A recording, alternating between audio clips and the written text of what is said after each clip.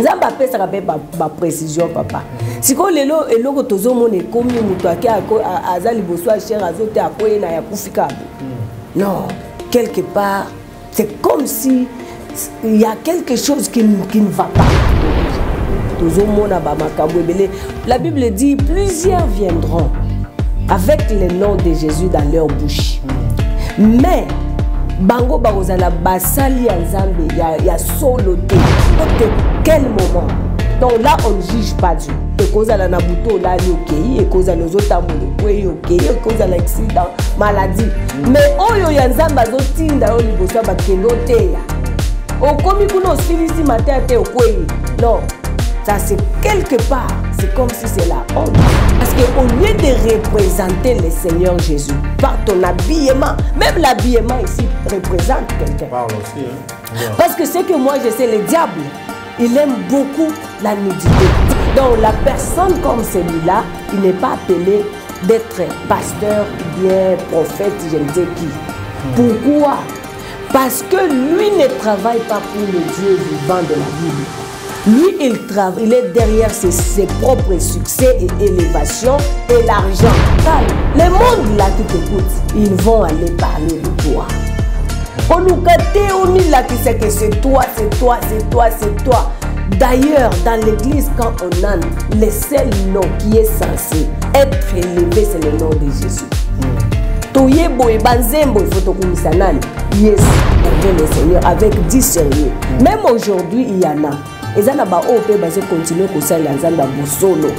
Mais ça n'a pas un pasteur, un musicien profane, un morceau ce qui veut dire que quelque part dans le secret, cet homme qui s'appelle l'homme de Dieu,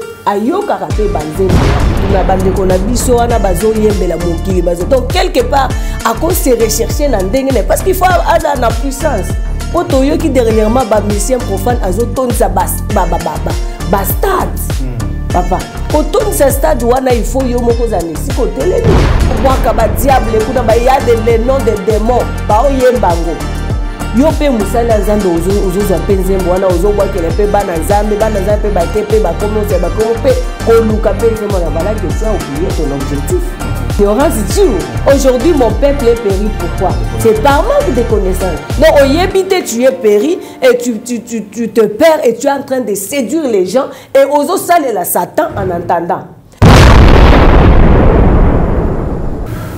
Bonjour, bonsoir. Bienvenue sur la émission Oyo Toyembe Lankolo. Émission Oyo Tampisami Paemoko Rikilu Samba RVS Ndenge Boyebi.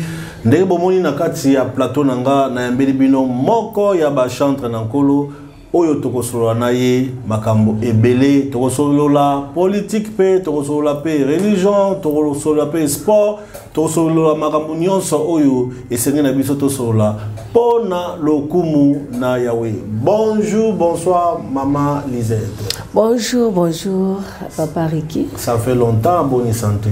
Non, en tout cas, santé, ça va. On est là vraiment par la grâce de Dieu. Ozan adresse à Malamu, je crois. En tout cas, na bungité. Ozan adresse à Malamu. Vraiment, le commerçant n'est pas en colo. Vraiment, quand il y a Sarabino, vous aurez toujours branché. Hein? Dans cette émission, parce que ceux qui ont l'andibiso pena Malamu au Pambolama, ils ont été pas mal. En tout cas, c'est sûr.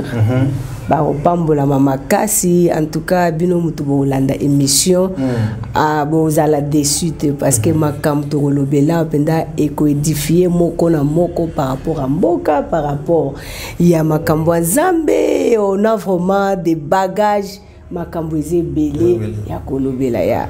Après si papa Philippe Mbote place à Zali na yebi kaza déjà prêt pendant Roland émission oyo maman Lisette yebisano bisono francophonie au moins on a francophonie na kacha Kinshasa pendant na kacha République démocratique du Congo to pona wetambola bamboka mususu mais lelo lobby DG Bandaki et le 28 le vous a deuxième jour na habité déjà ouverture en plein nango monde. Waouh, en tout cas na sepeli personnellement na sepeli makasi na jewana francophonie parce que tozala koyoka ngo kaka na ba mboka misusu non basali boye basali alors on voulait aussi tozaki pe na guwana tozaki ko s'attendre que un jour peut-être ce qui nzamba sungi bako kita pe na mboka na biso alors le 28 wana na moni vraiment ba œuvre c'est vraiment merveilleux.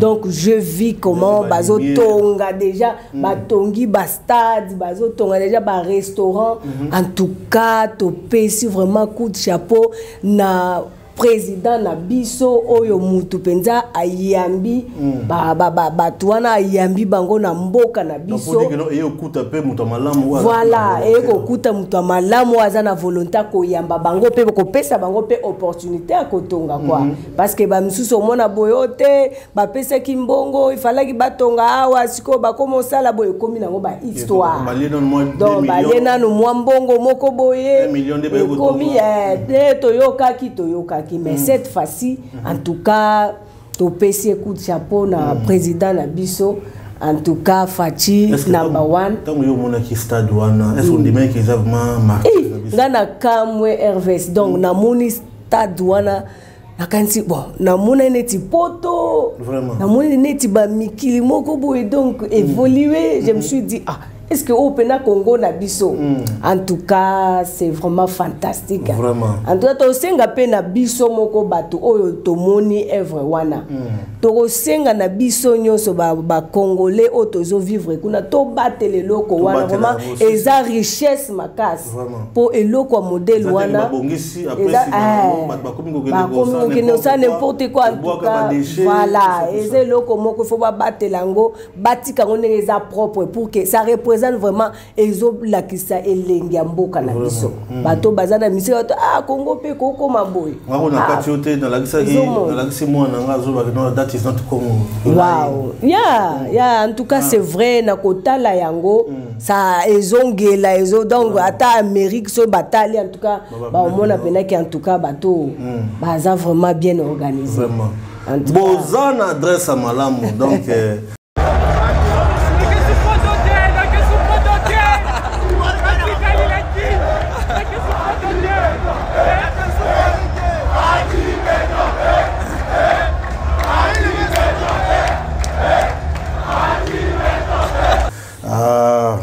Maman Lisette, vraiment Zamba Zolokumu, je pense que Jewana et qu'il est bien tina Soukarango. Oui. Et puis je pense qu'à Liro déjà, mon Konzambo Kazui, il y a parce que l'Oronio so bata en volonté. Voilà. Avant au Samara Moboye.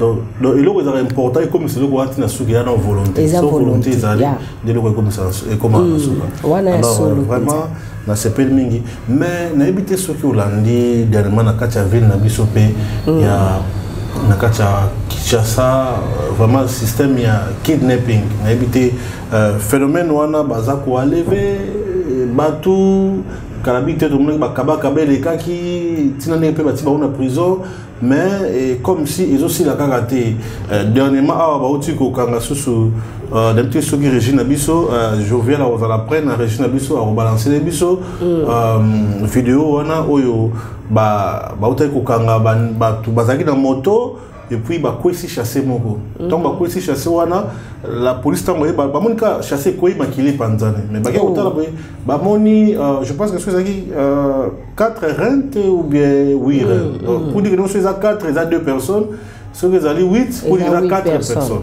So ils ont 8, ils ont 4. Ouais. So ils ont 4, donc c'est 2 personnes. Pour moi, il y a 2 voilà. C'est-à-dire que ils ont 8 pour dire que nous 4 personnes babomaki. Na habité pour nayo tozo kendo api.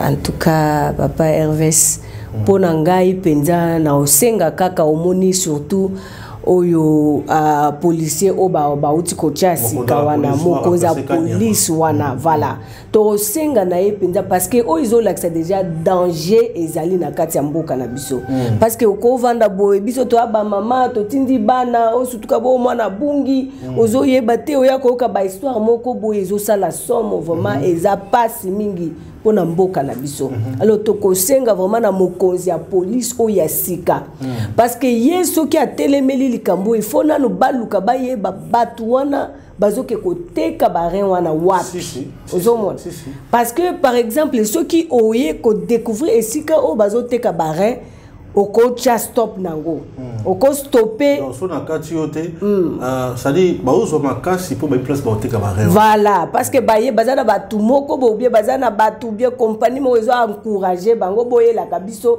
to somba kabino. Alors ce balandi bien ba poursuivre baye bakaka source wana batu wana ba okene na barin wapi nde bango nde bakoluka sko voilà baluka nde place wana parce que so ba retrouver au mona ke kuna nde siko wana ezaneti source ezaneti nzete ezopesa kaka ba feuillage mais soki bokati source wana te au mona ka nzete wana continuer kaka ata bokati muke ekobota lisusu c'est ça donc soki bamba ke na source ba ke découvrir sika wana donc ekosunga makasi pona ba stopper ba hémorragie wana donc makamwana esale matena parce que congolais to yaki ke na mboka na biso ezaki peu difficile au mona congolais azokendo panzati mutu na kati ko bimisa ba biloko wana et puis dernièrement pe na uti komona ezana ndeko moko ya mwasi oyo baiko hiba mona na na kati ndako. Oh my goodness. Donc ça dit baibi mona ya âge je pense que 3 ans un beau garçon baibi. Donc na habité passe naie dans total la image passe naie kotinga mbala moko na comme na place naie ba ibi mo na 3 ans pendant déjà 3 ans yango ba keti na l'état na biso apparemment comme si l'état na biso pas ko résoudre les cambola te na habité pour na yo koza na nina koloba en tout cas ils ont ça la mawa biso nyonso toza ba parents to yebi pasi pona ko boko la mwana pona ko bota ko boko la eza facilité papa en tout cas ba konzina biso mboka ba luka penza ko landela ba histoire oyo ba yeba penza qu'est-ce qu'il faut faire pona ko stopper makambo wana donc nazo senga na justice ba investiguer ba ko kende kaka na ba sala pena musala wana ya solo batika te ba amezo kufa kaka bongo bana batu bazo se perdre kaka bongo bango pe ba vandi kaka non il faut bazwa décision ko telemela likambo wana pe ko luka ko stopper ngo na mboka pour qu'il y ait la paix batu ba vivre na batu na mabota na bango baza na kimia ozomona. Vraiment, ça fait vraiment très mal. Il y a vraiment maman perdre moi, ça fait 3 ans. Moi, il y a 3 ans. À retourner oyo, albi qui moi na pesa qui oyo. Oyo te ngape moi na pesa qui donc place bâti moi na wana.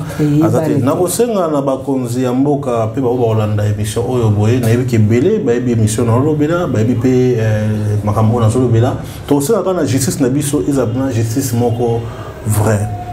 Fachi azala mutema ya kusala musala mais bato baza ebele pembe na ye comme si bapesi ba message na système akala wana ko vivre kana salaire te c'est la sala kaka makamususu o qu'est-ce que ils ont makamususu bazo ndima na ko sacrifier na vie ya bato na justice pour dire que non ils ont un peu bien te vraiment tout ce que la justice na biso bon mais peu ko landela makamu vraiment bo sala musala na solo pe bato ni maman est-ce que vous croire na justice na biso.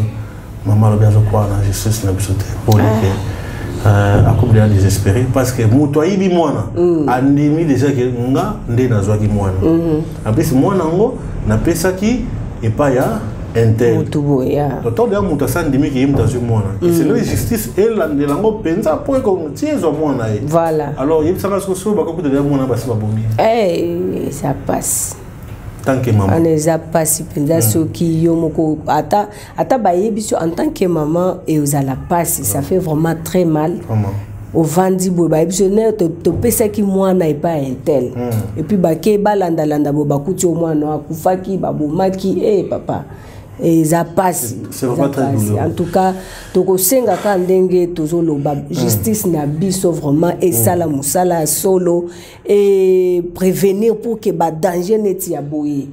Et ça la té vraiment. Yeah. Vraiment, vous en adressez bien, vraiment vous en adressez bien, tout un mélancolo. C'est quoi maman Lisette? Tout sur les démons qui le n'a qu'à l'église. Parlons d'abord des pasteurs.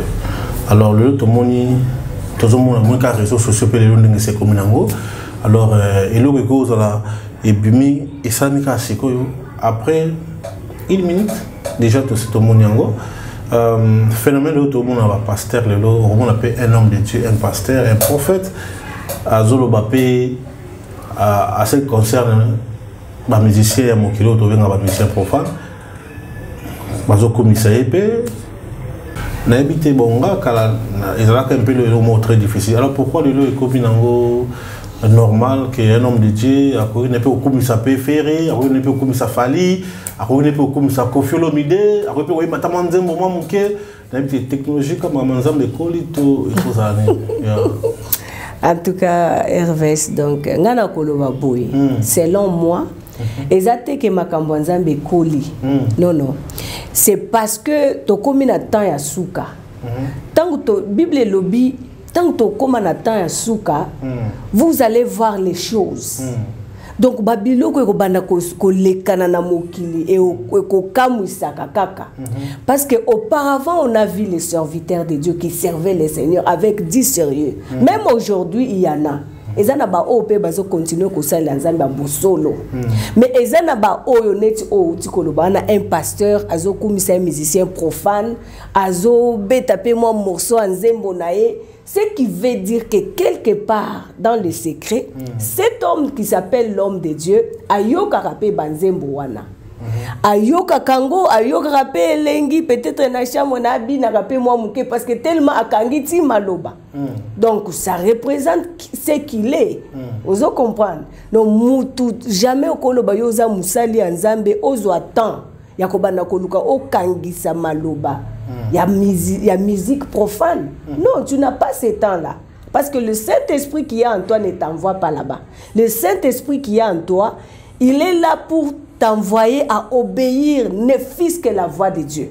Alors, voix de Dieu, ils ont un gospel, banzembo oto yembelinzambe, ba écriture au Bible lobinini. C'est ce que l'homme de Dieu, selon moi, soi-disant l'homme de Dieu doit faire ces choses pour nous édifier. Donc notre travail en tant qu'homme, femme de l'Éternel, chante et ça pour nous mener Batuliboso en Zambie. Alors aujourd'hui, ceux qui osent courage dans l'église, dans l'Ibota en Zambie, au téléma pour donner, pour nous glorifier ba cantique profane, banzembo o tozo yoka yoka mokili oyo. En tout cas quelque part tu es distrait, ou bien au bandaka bien, ou comme au souka mabe. Et pourtant, la Bible dit, vaut mieux la fin d'une chose que son commencement. Yo bandaka bien, au bandako lukanzambe, au bandako loba makambo molimo, lelo, comme au souka na mokile. Oh non, ba yembibo, obe tape moi morceau, libo soit bateau. Donc, quelque part, yo kakango. Quelque part, on a bango dans des secrets. C'est quoi la musique on a des faire va fali on a n'habite est-ce que n'habite so ko imbiango est-ce que ça a un impact on a vu non non moi je pense que selon moi la musique qui est chantée pour le monde pour na makambo mokili parce que dans ce monde ce que je peux dire Hervès dans ce monde on a deux choses soit aux ananzambe soit aux ananzambete. Soit tu es dedans, soit tu es dehors. Tu ne peux pas être dehors et dedans à la fois. Donc, quelque part,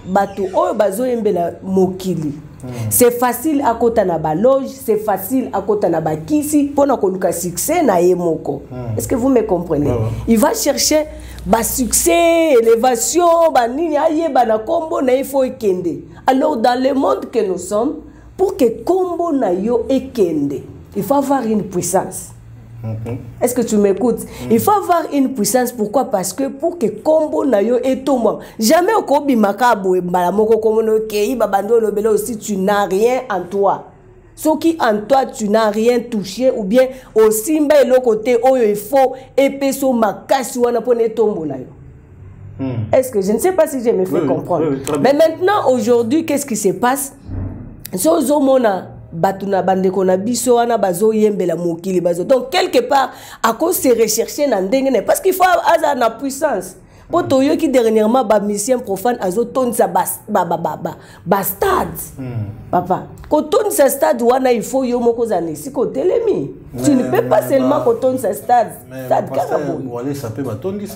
c'est ce que je disais ceci dans ce monde on a que des choses. Il y a soit tu as Dieu, soit tu as le diable. Maintenant, celui qui a Dieu, il va faire les choses selon Dieu. Voilà pourquoi moi, je suis contre. Basali Nzambe oyo, bazokumisa ba mission profane, bakomiko kumisa bango. Donc quelque part, balingi makambo bango bazosala. C'est alors que Moussali Nzambe Moussala Naye, c'est pour amener les âmes vers le trône de Dieu. On a oublié ces choses. Tokomi koyemba ka ndenge wana tokumisa n'importe quoi toyoka n'importe quoi parce que tozo sepela na biso mo na ba émotion a biso nzoto alors que ce n'est même pas notre travail. Ce que nous sommes en train de faire là. Ezana maître nango. Donc ezana muto yo il faut rendre compte. Eza ya yote. Alors, ce qui est wana est pour un temps. Tu ne vivras jamais éternellement dans ce monde. Et ça n'a pas na yo okoleka.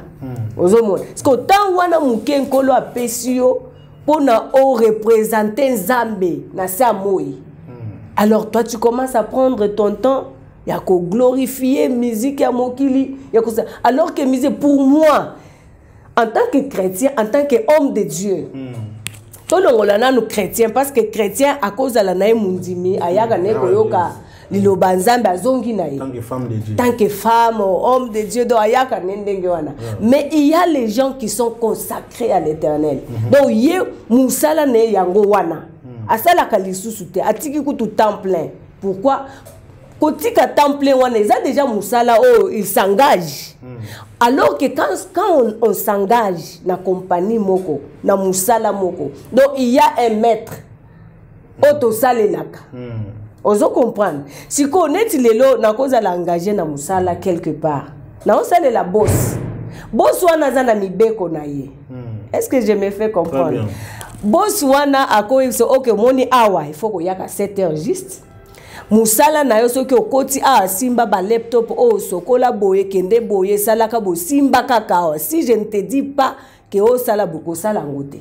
Voilà donc ozo sala sous ba parole na ba commandement ya boss na yo. Mais maintenant aujourd'hui quand otika musala na komi temps plein pour na ko salela Nzambe musala na nga za pasteur na za bishop apôtre c'est-à-dire ozana maître il faut yo landa mibeko na ye. Alors tu ne peux pas commencer à nous expliquer ou bien tant yo en tant qu'homme de Dieu ozo kumi sa musique profane. C'est-à-dire ozo pe sa pe bisogu bisoba na Nzambe to landa yo parce que il faut bisobe to Nzembo on pe kitoko donc il faut ngape na sa nini na kende pe ko luka Nzembo wana voilà que tu es en train de promouvoir ozo promote la musique profonde sans les savoir. Ozo promote musique moko peut-être bazo boaka ba diable kuna ba ya les noms des démons ba oyembango. Yo pe musala Nzambe ozo zo pe Nzembo wana ozo boaka le pe bana Nzambe pe ba kepe ba komo pe ko luka pe Nzembo na voilà que tu as oublié ton objectif. Donc selon moi je suis contre ba sali Nzambe bazo kumisa ba musicien profane en tout cas. Et ça tâche na bangote basala ba bloko wana ba mema bisonde na trône Nzambe c'est tout ce que nous avons besoin. Donc pour dire que nous avons distraction totale. Et ça distraction totale dans le champ du Seigneur. En tant qu'homme de Dieu tu ne peux pas venir surtout koko misa papa. Sona katiote. Au mona mutu mususu a neto mona bango au mona mutu alobi que vraiment wana mosala Nzambe. Au mona alobi vraiment faire égale la penza mo yembi ya solo vraiment mona on a azana voix angélique totanga na Galate verset nini auti boye mais oka totanga na Galate arozongela lisusu yo apôtre, sorry, excusez, tout finalement, il y a pasteur, a fini non pasteur, Moussous. Tout finalement, tout en a Malachi, verset. On a évité la confusion. En tout cas, on a une confusion totale. Il y a vraiment confusion totale dans le champ de Dieu. Donc, yo Moussali en Zambie. La Bible dit bénissez vos ennemis. Ata basala ki o mabe, ata oyo ki batangi kombono. Pourquoi ko finga tout fino liboso abato? Toi, il faut bénir la personne et Dieu lui-même s'en chargera. Alors, finga en Christ. Non. Ko finga du haut de la chair est différent. Côté en Zambie, peut-être. Non, Zambie, est-ce que Dieu du ciel a fingaka? Nzamba fingaka. Non, tu ne peux pas kosilika pour nankolo et puis au memi ango na zoto. Kosilika pour nankolo, ça se termine, c'est spirituel qu'on adore. Si ko yo so ki osiliki, est-ce que mutu so ki a fingi nzambe? Ça peut te déranger en tant qu'homme de Dieu que okoyo kande pasi ya mutu wana okomona neti âme moko bo eza perdu. Azo comprendre tenzamba ngo azana ni ngwana azo meka ko finga nzambe parce qu'il n'a pas compris. Alors toi en tant que l'homme de Dieu, serviteur de Dieu, apôtre, pasteur, oyoki eloko modèle wana, tu ne peux pas kozongi ça injure pas mutu. Au contraire, c'est à toi d'avoir la compassion, de comprendre que réellement la personne est perdue. Alors, en tant que berger, le Seigneur nous a donné les fardeaux d'avoir pitié des âmes. Donc, muto azo bunga azo finga, ako finga même yomoko. Même si a fingi nzambe, te repeso kanda parce que ceux qui ba fingi nzambe, mais ceux qui a fingi nzambe, catégoriquement, il faut comprendre que la personne ne connaît pas Dieu. Alors, ton travail à toi, homme de Dieu, c'est d'aller prier le Seigneur. Seigneur, il y a les gens qui te connaissent. Bah, comprendre yo kakate. Au bondeli pour que nzambe yemoko, c'est lui qui convainc le cœur de l'homme. Yo zamu, toi ta offi. Même si l'équipe nzambe belé penda, il faut non. Est-ce que vous condamnez en tout cas, les choses spirituelles, bakendaka makofi te papa. Yo soki ozaya nzambe, okende ko bunda na makofi pendant que ozo bunda na makofi makambo eza spirituel. C'est que na yo muto ozo bunda ozo finga. Boza ndenge moko na o afinga ki yo parce que ya fingi yo pe osala nini? Non, Nzambe, jamais côté Nzambe, c'est ce que je disais, Dieu est amour. Donc, o bazo sale la Nzambe wana, bazala na bolingo, komona ke muto aza ko bunga, na sala ndenge nini pour ramener, omoni un païen, so ki a fingi yo, yo zongi se liye bolamu. Batwana bazala ka reconnaissant, oyo kaboye, la finga qui penza en tout cas mutuana non aza l'homme de Dieu na roba abandi au son respect juste parce que au TIET parce que action na yo ta réaction selon ba injure na yo et toucher mutu non celui-ci azaka musala nzambe na tika biloko na yemo kwa kotika siko tangu yo ozoke ba œuvre no malamu et côté ya bango. Donc au finga wana e kwandircir bango. Donc mutu wana azo finga yebi nzambe te yo ye o fingiye. O sali nini? O bakisi musala diable, tu n'as pas servi le Seigneur na minute wana parce que o continuer na kwandircir le cœur de cet homme là, le cœur de ces païens là oyo azo insulter nzambe na yo. Ozo comprendre? Ako continuer na ko sandircir moi me dit mais la nzambe na yo. Exact. Alors tout ce que nous sommes en train de faire en tant que Basali Nzambe dans des églises, c'est pour gagner les âmes à Christ. Pour gagner les âmes à Christ, ce n'est pas par les injures, ce n'est pas par kofinga, kobeta, na kokende kobunda na kocha Bible pembeni obungi. Tu es déjà perdu, ceux qui ont commis déjà ba dimension koloba bongo, ozaya kobunga, tu n'es pas selon les règles de Dieu. Donc oza libanda. Luka ozonga parce que mutuano ozokene ko bunzana c'est une âme que toi tu es censé gagner comme voilà, il faut ça si ko parole wana tu ne vas pas le prêcher ça les langues ba réaction na yo et représenter bonzambe ozanango kati na yo, c'est alors que la personne viendra maintenant le bien en tout cas muto aza musala nzambe na sala selon la personne se répand à cause de tes réactions. comprendre. Vraiment, tous moi, moi pose mon moqué parce que émission oyo tout est bien encore. Donc on s'est là, bateau bolon na biso, babitu na kate mais titre mo tout bien encore mais ba mbité. Est-ce que ta au bien biso ta moi, ata mon morcelette moi moqué car juste pour tout mais un peu qui ça en tout cas, bon. Quand la guitare, il y a un monde simple, moi, improvisation salami. Vraiment, non, c'est vraiment important. Le col moi, je suis aussi parmi les chantres de l'Éternel. C'est normal, toi, yemba moi mouké parce que Kalaming était toujours préparé ma kambongo. Vraiment. Yeah. Naza ba composition nangé belé mususu na yo sala ba anglais mingi nazo e baté pourquoi Saint-Esprit zo convaincre ngai na kota mingi na anglophone. Pour mettre ta anglais ta français et te mettre mo anglais après ti luba pe ko zala pe na kati babilo na ko sangisa kana ngai donc At the cross you pay the price. At the cross you suffered. There's nothing you didn't do just to save me, Lord. Vous comprenez? Donc, Nzembo ta unazoka ona oyoka déjà émotion. Donc na opeso extrême muke ocha lazo ochango ba oyokango et puis on va passer. Yeah. Ok, merci beaucoup. C'est que tout le bien de mon moqué. Tous en attendant bien colo, bon s'abonner massivement, bon chéper émission. C'est la seule façon où bon recevoir bande comme sous bazana aux États-Unis, bazana Asie, bazana Afrique, par-ci par-là. Et comme la banque peut pas bénéficier na on sala au tous au sala. Sœur Lisette, maman Lisette.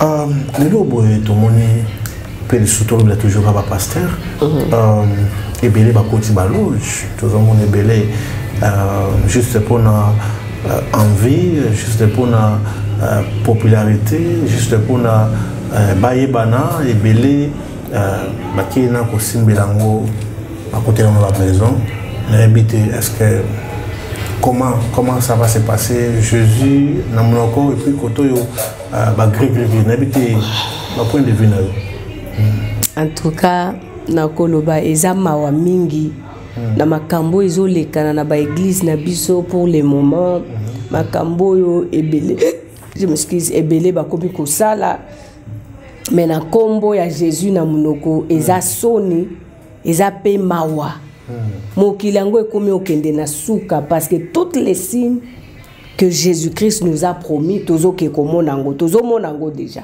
Tozo mona ba makambo ebele. La Bible dit plusieurs viendront avec le nom de Jésus dans leur bouche. Mais bango barozala basali ya nzambe ya soloté. Parce que ce n'est pas tout celui qui cite le nom de Jésus qui est vraiment serviteur de Dieu. C'est qui cite le nom de Jésus qui est vraiment en réalité serviteur, non. Ebele bakoti ndengo zolobana ebele bakoti baloge. Pourquoi? Parce que aujourd'hui ebele bazana sima succès, azoluka renommé, azoluka batuba clamé ponaye. Donc pendant ce temps, ba temps otokomi nango tokomi na temps asuka. Et komi mutu na mutu azo se rechercher pona le kumu na ye moko. Pas pour le coup mon colo. Quand les Allah qui ont servi le Seigneur, les gens servaient le Seigneur pour chercher que la gloire de Dieu ait quitté la peuple ensemble. Mais maintenant là, ce n'est plus le cas.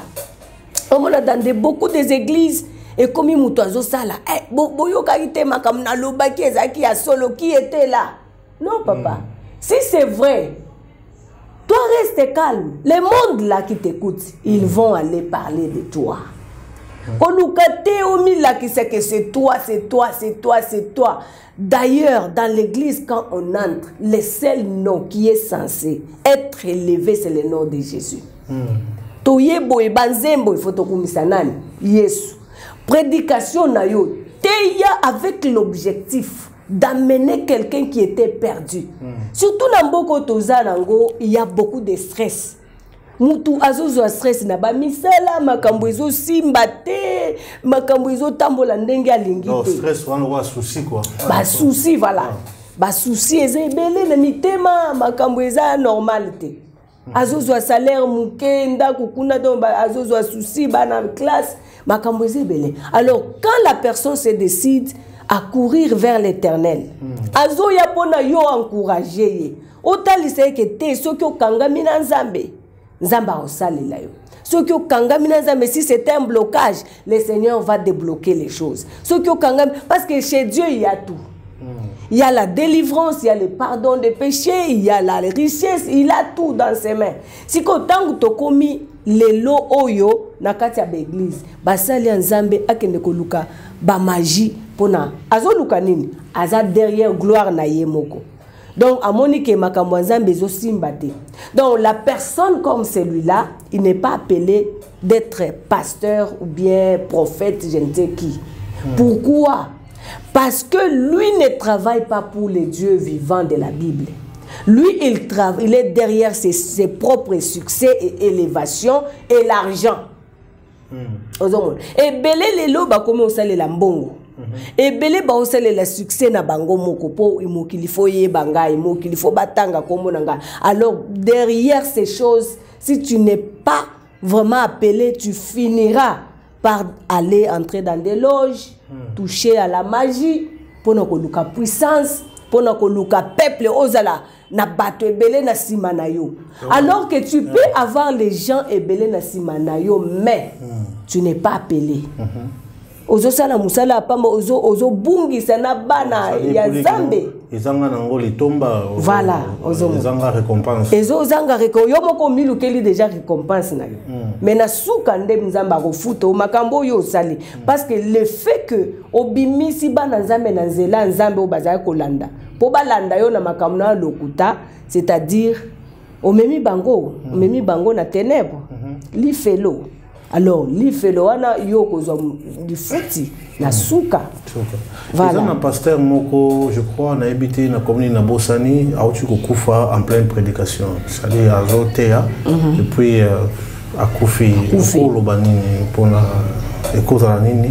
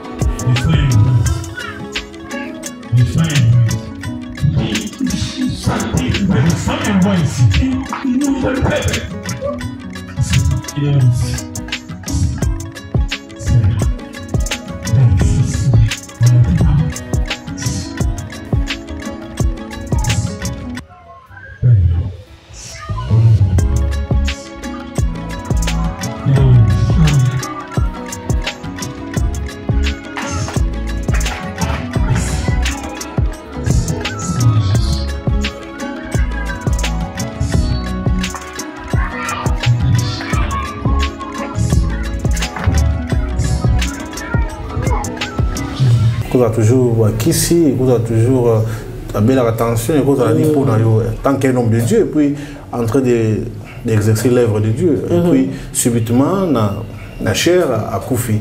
Alors quand on a les appels balade de sauter dans tout le monde, est-ce que vous êtes prêtre catholique à quoi une chair? N'habitez depuis notamment ce monde déjà. Bon, là il y a pensé pour dire bon personnellement non t'es qui est catholique, prêtre église catholique, il y a Koufi na chair. Na mon angote et puis Kimbagi c'est peu na yo kanante mais ils aura presque à l'église charismatique de réveil. N'habitez pour na yo ça peut être quoi? Bon, pour Nangai, je pense que makambo ebele tozo kotaka nango tozo yokaka. Donc Moussali Nzambe azoteya en pleine prédication à Kouya Koufi. Maintenant pour là il faut se poser, il y a des questions à se poser. Est-ce que Moussali Nzambe wana il avait bien prié avant de préparer sa prédication? C'est une question. Parce que si tu pries bien avant de préparer ta prédication, le Seigneur qui connaît là où tu vas, il peut aussi avancer les besoins. Non, non, non, lelo bondela nandako. Ou bien l'homme de Dieu, Dieu peut tout. Oui, oui, Dieu est souverain. Il fait déjà l'œuvre de Dieu. Oui, oui, Dieu est souverain. Il fait ce qu'il veut. Là, on ne peut pas juger Dieu. Dieu, on ne le juge pas. Il fait ce qu'il veut.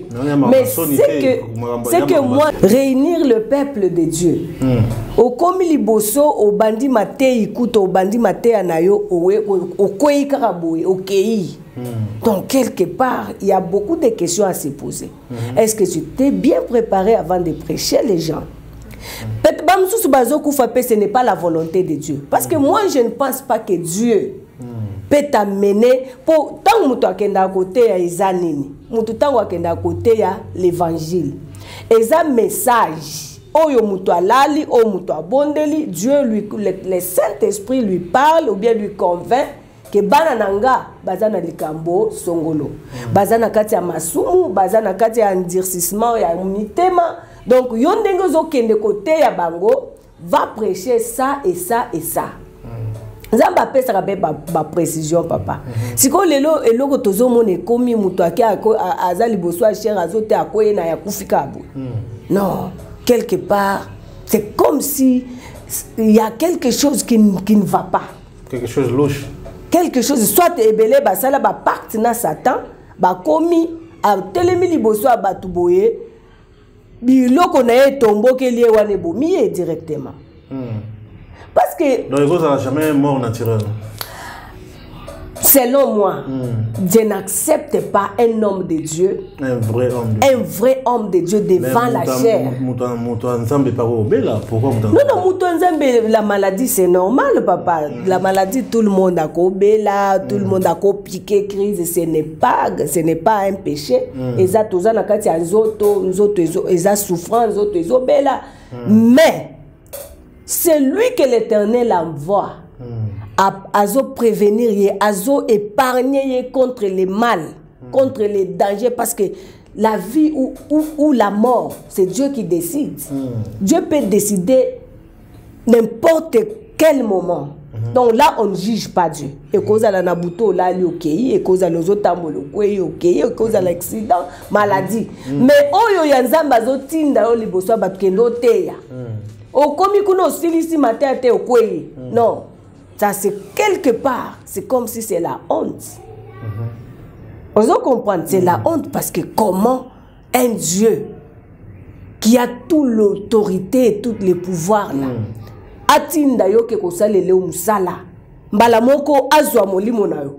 Non, c'est quelque part, on senti que c'est une confusion. Zamba kotinda yo teke, totanga na ba Bible, il envoya les Moïse, si Dieu t'envoie papa,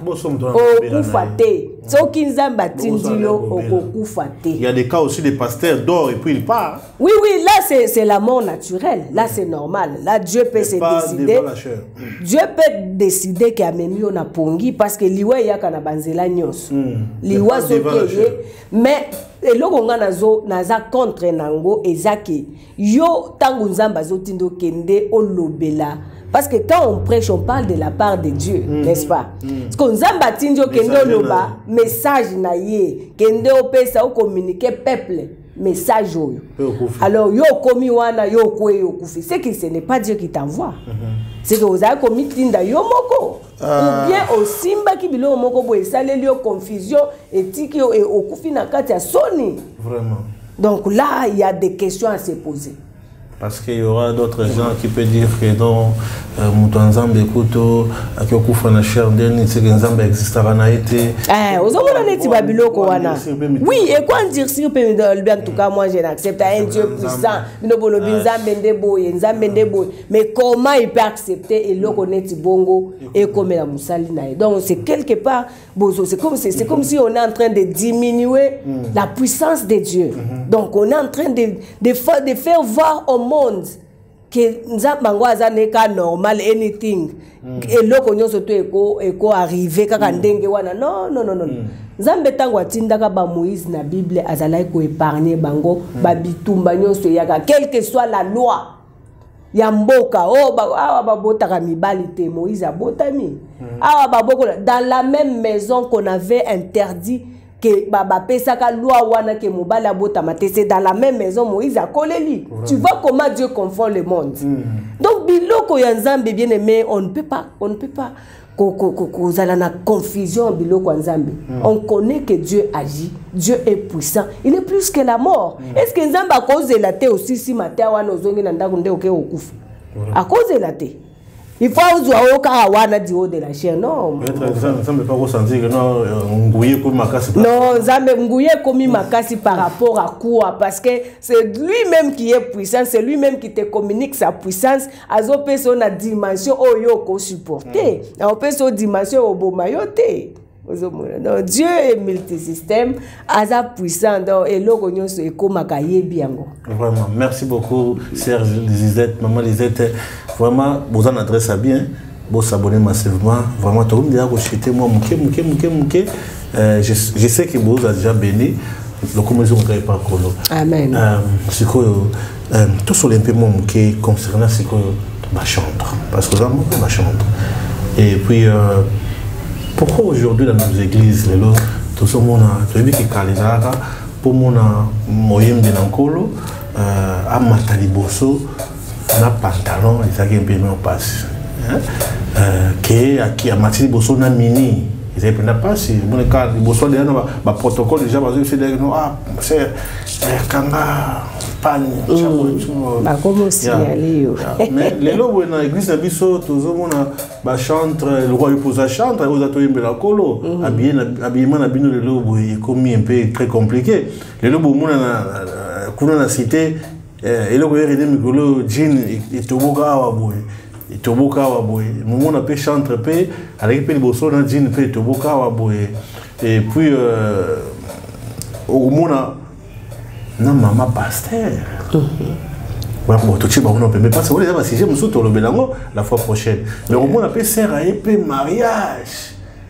yo ka fante bani pendawa ti kuna na mais on a peu boy chantre n'habite sikoyo kaka ndena lobangi boso babengi ko bongisa moi bible mon ke to ba rectifier mon ke to non en tout cas bible eza ba rectifier bible mon sous peut les choses aller tant boza ko yemba parce que tant absolument comment kita enchaîner les questions tant boza ko yemba c'est comme si bozo tchaba la parole mais la vibration bon n'habité ba banga pe comme belé na kati ya on te sala bien moi comme si on te comme ça la bien mikolo pour déjà ma question on a dit maman Elodie Malange pas dans la kiwana c'est la moi n'habité on a dit na mutina na Rolanda na rotuna bon n'habité c'est trop bien ba pante comme milai ça veut dire que bon monde libanda il faut payer au lieu d'écouter l'attaque en dehors il y a culte mais comme maintenant quand il y a culte peut sert par là type mini en yemba na épée vous souvenez pantalon bien kangé makasi azo mana épée bon éviter bon bible les comme le bible moi c'est moi rectification non en tout cas selon moi je ne pense pas que Bible va rectifier Bible non c'est juste que pour tout le monde dernièrement pasteur moi bandeko ba tomber Bible autant qu'il y a honte d'être sur ta honte et na mona ki ngo ba poster ya tomber Bible pour dire qu'il y a un problème sérieux dans Bible non quand ndenge nazo insister parce que to komi na temps ya fin toza na temps moko et komi très difficile pour que même le chrétien respecte la loi de Dieu. C'est vraiment très difficile pour le moment, pour ces temps que nous sommes. Et combien il y a beaucoup de confusion dans nos églises. Beaucoup de confusion. Pourquoi je dis ça? Parce que en tant qu'enfants de Dieu, nous ne sommes pas dirigés par le monde. En tant qu'enfants de Dieu, tangu yozo luka obimananda kunayo. pour na kokende kotelema liboso ya bato. Moi je pense que voilà même l'œuvre du Saint-Esprit. Le Saint-Esprit doit te convaincre en toi. Tant que lata kawana ozo lata ozo kende oyebi que non tu vas te présenter devant les hommes et les femmes. Tant que ozo lata wana kanga body mini mapeka libanda et tout. Le Saint-Esprit qui est en toi va te dire que non, non, non, non. Si tu es avec le Saint-Esprit. Si tu es avec le Saint-Esprit. C'est que j'ai dit, voilà pourquoi dans ce temps que nous sommes, il y a beaucoup de confusion. On ne connaît pas qui est qui. Est-ce que tout le monde sont serviteurs et servantes? On ne connaît pas. Parce que les œuvres, ça représente la personne. Tu ne peux pas prêcher Jésus, mais tes œuvres, elles ont représenté ma kamoussous. C'est que en toi, il n'y a rien de Dieu. Vous comprenez? Alors pourquoi je disais, avant que Obi manda kunayo, ozo ke koteya, ozo ke koyemba, ozo ke neko.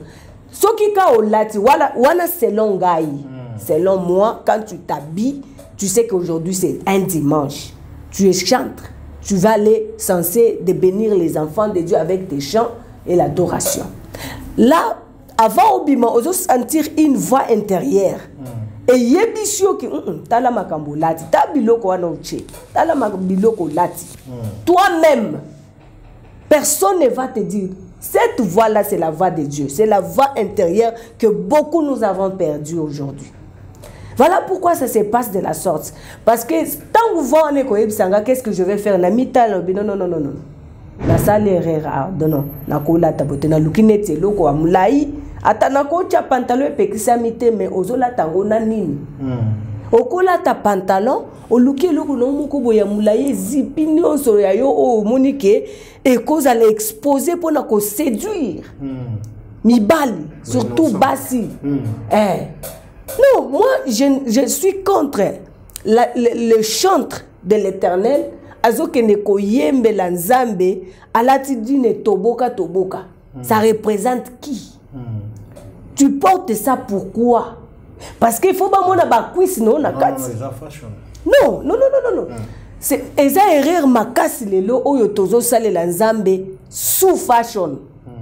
Non, moni to komi na fashion. Non, non, non, non. Style moderne. Eza style T. Notre style c'est Jésus-Christ. Le style d'un chrétien c'est la Bible. C'est pendant que Paul a une femme doit s'habiller avec pudeur. Pudeur, pourquoi? Parce qu'il n'y a pas le Saint-Esprit en nous. Quand le Saint-Esprit habite en toi, papa, en tout cas, même si tu es dans ta chambre, il va te rappeler, non, non, non, non. Toi, tu n'es pas censé déporter ça.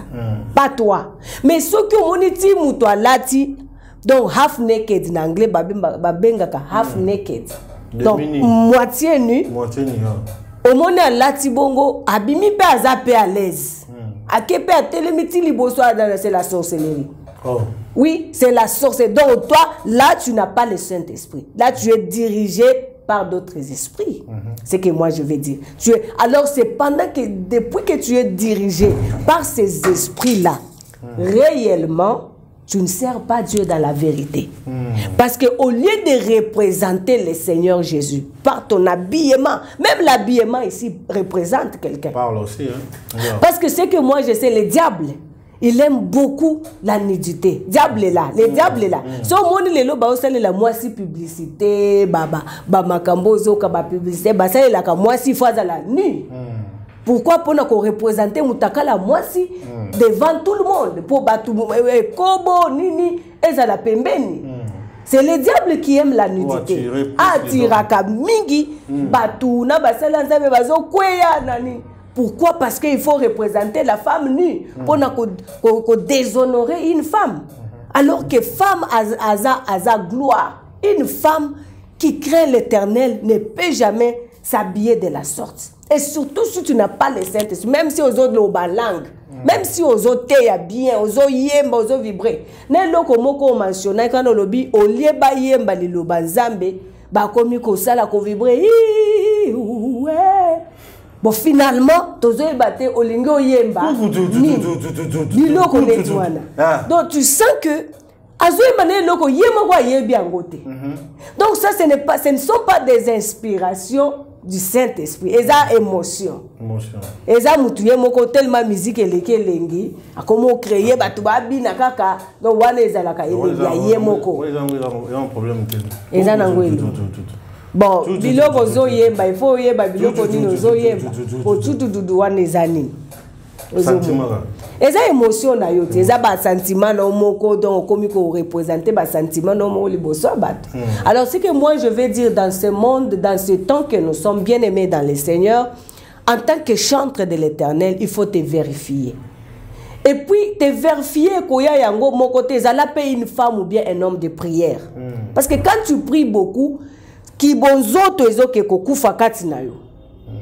Tellement tu pries ki bonzo to kufi makambwa molimo ezo lata yo. Okobana oyoka somo yo moko ko lata minijip. Oyoka somo ko lata minijip, oyoka somo ko lata sengle, liboso bato tombola boye mapeka nyonso libanda liboso batu. Et puis chose grave papa. Omona mutango azo adorer likolo limolibo ko ezala kabo. Si kotango osala boye papa passer pe mena atala kana sa libeka. Tu vois ce que tu es en train de faire. Au lieu de servir les Seigneur, tu sers les diables. Moi, j'appelle ça, c'est servir les diables. Mais c'est pourquoi la Bible dit l'ignorance tue. Aujourd'hui, mon peuple est péri. Pourquoi? C'est par manque de connaissances. Donc, au yébité, tu es péri et tu te perds et tu es en train de séduire les gens. Et aux autres, ça, la Satan en entendant. Parce que quand je me tiens devant, naïe, moitié nu. Ma pekapolele ba soutien nyonso kuna ezomona. Tant yo mobile ozali boso nanga tu me regardes en tant que je suis en train de vibrer au tali beauté. Le bien cette femme ici vraiment cette femme là Là toi qui m'écoutes, tu es en train d'observer ma beauté. Au lieu d'entrer et d'être connecté du trône de Dieu, c'est moi qui t'attire à m'observer, n'est-ce pas? Parce que normalement, je ne sers pas Dieu. Parce que Nazan a une belle voix. Avoir une belle voix, ce n'est pas connaître Dieu. Tu peux avoir une belle voix, mais tu ne connais pas Dieu. Voilà pourquoi il y a beaucoup des erreurs et des confusions. Même le musicien profane, il a une belle voix. Michael Jackson, ils ont chanté Beyoncé, belle voix mais tu sens ça. Aujourd'hui, même dans l'église, on a beaucoup de chantres comme ça. Et la personne comme ça, ce qui ont reproché, est-ce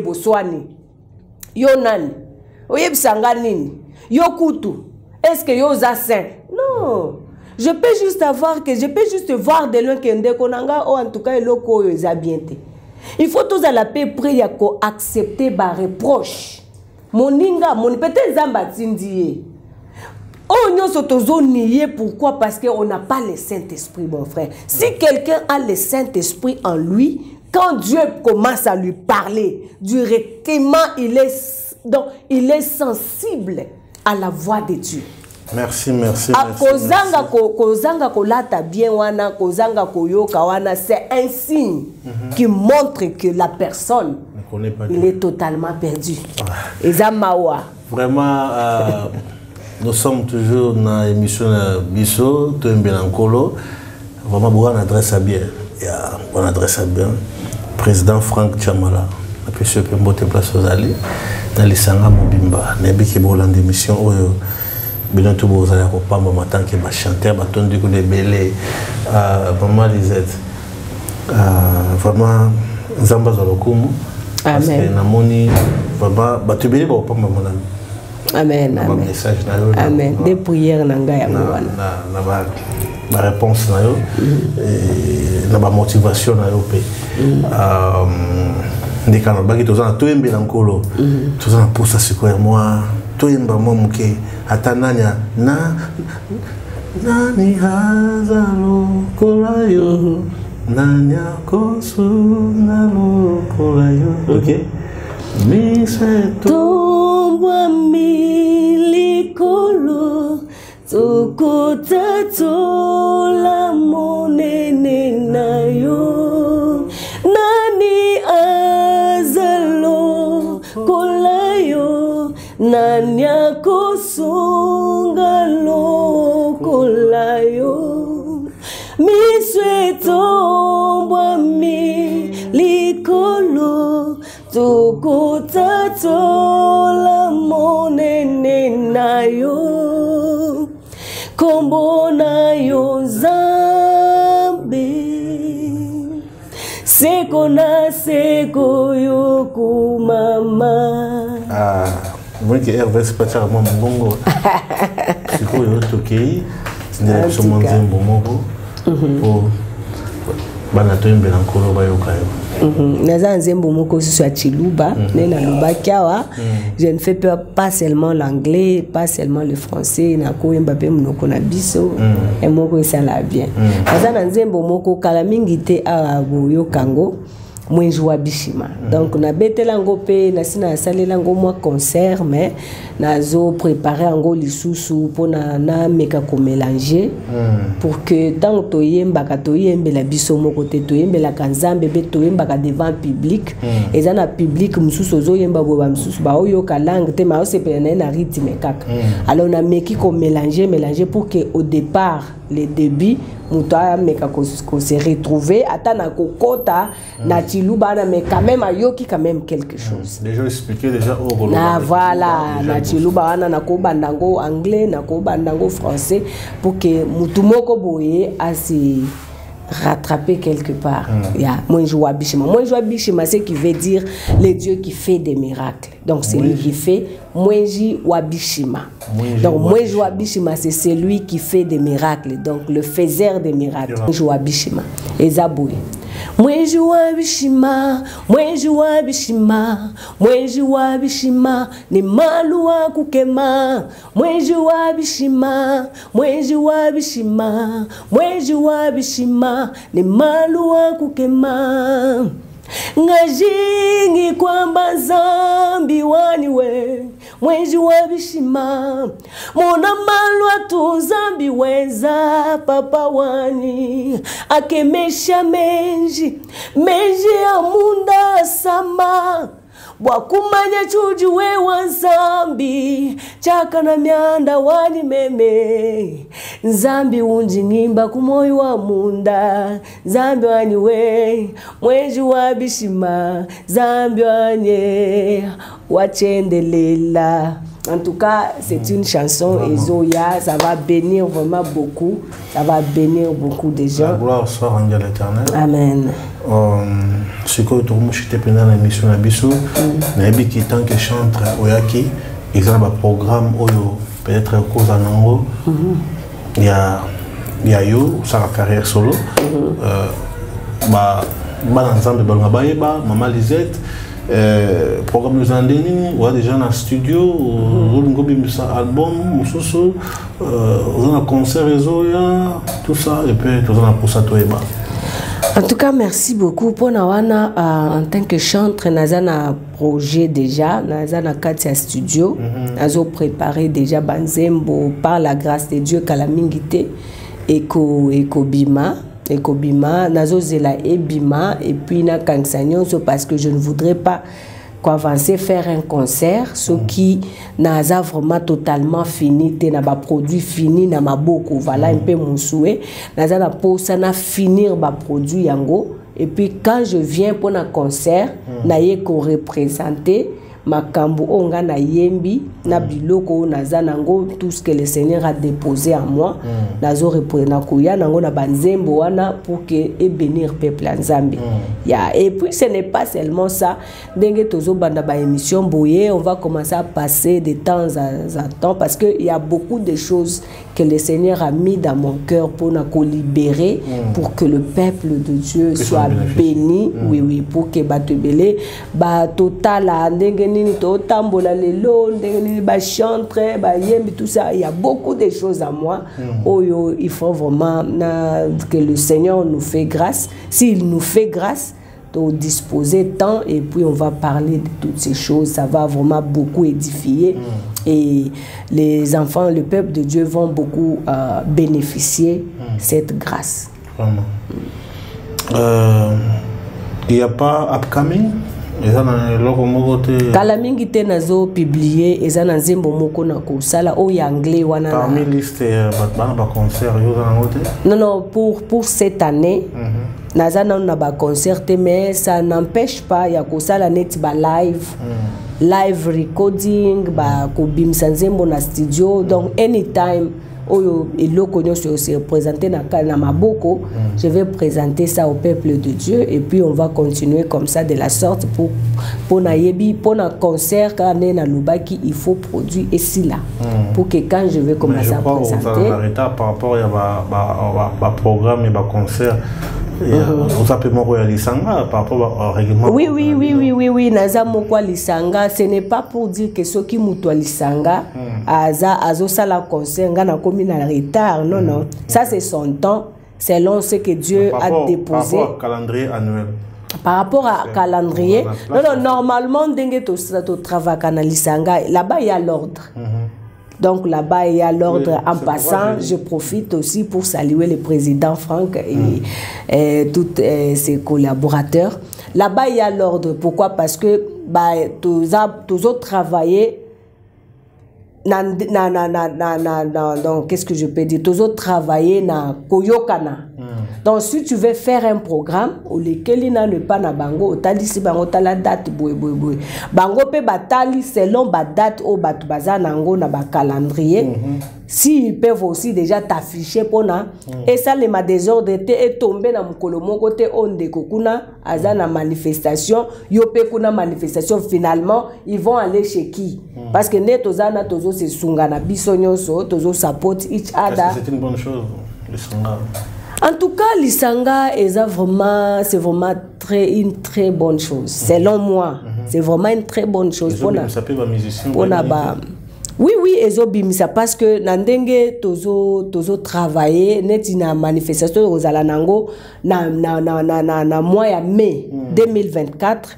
Donc eza mututu oyo nyonso donc mututu oza à l'aise.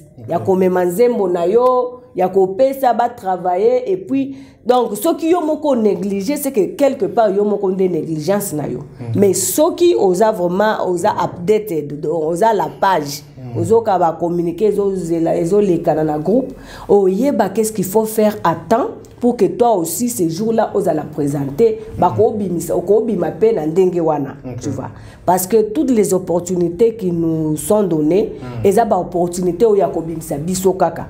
Moi personnellement je suis contente même si ngana yembi moko te mais nazo accompagner ndeko na ko accompagner wana la personne qui connaît la musique avec c'est wana yemba bien donc quelque part nazo bima pe donc obima ezaka te que yo moko apparaître non tu peux être derrière l'autre mais obima mais lisanga eza vraiment eloko moko bien on na ko profiter pe na bisa batu tout nyonso bayoka ka lisanga bayoka ka basala kuna bonono toi-même viens d'abord. Si tu es dirigé par l'Esprit de Dieu, kokuta kuna toza ini bolingo ezali ndeko soki aza na manifestation tokei ko soutenir lobi kuna pe ya yoki moninga aza na manifestation ayepe kuna ko soutenir donc ezeloko moko abie tozo sunga na biso nyonso donc mutu oya kotika la sima azate au moins que yo moko o décider que anga na bona ngaba biloko wana là peut-être tu n'es pas yomoko ndenge ozomo la makambo mais lisanga vraiment et puis si arrivé que au PC programme pesa occupé mais ben on balobé que non ça va. En tout cas, je ne pense pas. Je ne pense pas. Prochaine. Non. Là, ça ne se passe pas comme ça. Donc, mais ça peut arriver. Non, ça n'arrive pas. Ça va arriver et comment? Si ça arrive. Non, ça n'arrive pas parce que normalement, si ta question est ceci. Yeah. Ta question est que ce qui au PC programme est que yo fausse de la mer et le moko ezate. Non, ça ne se fait pas comme ça. Ça ne peut pas se faire parce que cause de l'Isayo seulement au cas où au cas où programme très bien. Voilà. Si ça arrive. Ça va arriver comment? Non. Toi, réponds-moi d'abord. Si ça arrive, nous sommes des humains. Il peut dire que non, voilà, parce que au moment où nous sommes trop surchargés avec les concerts qui viennent, toi, nous ne serons pas capables. Non. Nous, on est toujours là. Donc, le travail qu'on est en train de faire, Nazo qui n'a qu'à répondre donc, le travail qu'on est en train de faire, et ça, Moussala déjà sacrifice. Parce que quand on a une répétition, on a une misala, on a une straight, on a une répétition. Donc, et ça déjà sacrifice. Même si tu as un événement de kolelo, yo yeba lobi hotel, lokola o asali fo yo zela. Non, tu as la kawana pour na cause sacrifice. Et ça sacrifice. Je n'en disconviens pas. Mais si ça arrive, tu vas seulement te soumettre. Bon, si ça arrive en tant qu'humain, je vais d'abord me poser les questions et puis chercher à savoir. Il faut que les pas na bango qu'est-ce qui se passe. Juste parce que tu l'as raté, tu l'as l'année prochaine. Bon, il faut oyebela siko na cadre nini bango bakolo bela bon pour peut-être bakomona pour batupe bapé sa conseil. Bango pe baza bakonziwana bayebi pe bien comment mboka na biso ezotambola. Bayebi ba période nini oyo batu bakoza la motiver. Ba ezana ba période mususu neti ba période na bo malili bambula ba complexion ke non moniso sali eloko wana na ba moment oyo esimba te. Tika au salata kuna parce que kuna au calculer baboué selon les conseils ils peuvent aussi refuser mais bazota lande bolamu na yo moko jamais ils peuvent refuser pour un échec pour base kayo non eloko bongo esalema na lisanga te. Ok, merci vraiment ma sœur Lisette. On a sepémi pour une bonne émission au Melankolo. Je crois que il y a un des ala qui va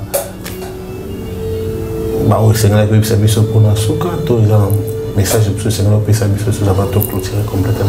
tout cas, merci beaucoup, Hervès, na balandinyo soyato yembelankolo, na koyoka biso na mukolo lelo. En tout cas, tokumi sinzambe, nous bénissons beaucoup le Seigneur qui a permis que nous soyons là. Comme je le disais, il y a beaucoup de messages, il y a beaucoup de choses que l'Éternel a déposées en moi. Ça ne sera pas la première fois. En tout cas, Ndengenza va permettre et Bandi Bouye. On va encore continuer parce qu'il y a beaucoup de choses qu'il faut parler. On n'a pas parlé des gens qui font payer les bandini pour une prophétie. On n'a pas parlé. Il y a beaucoup de choses. Donc, il y a beaucoup de choses que les lots, Banazambe, Tozo Bunga, Tozo Yebali. Il y a beaucoup de choses qu'on n'a pas parlé. Voilà.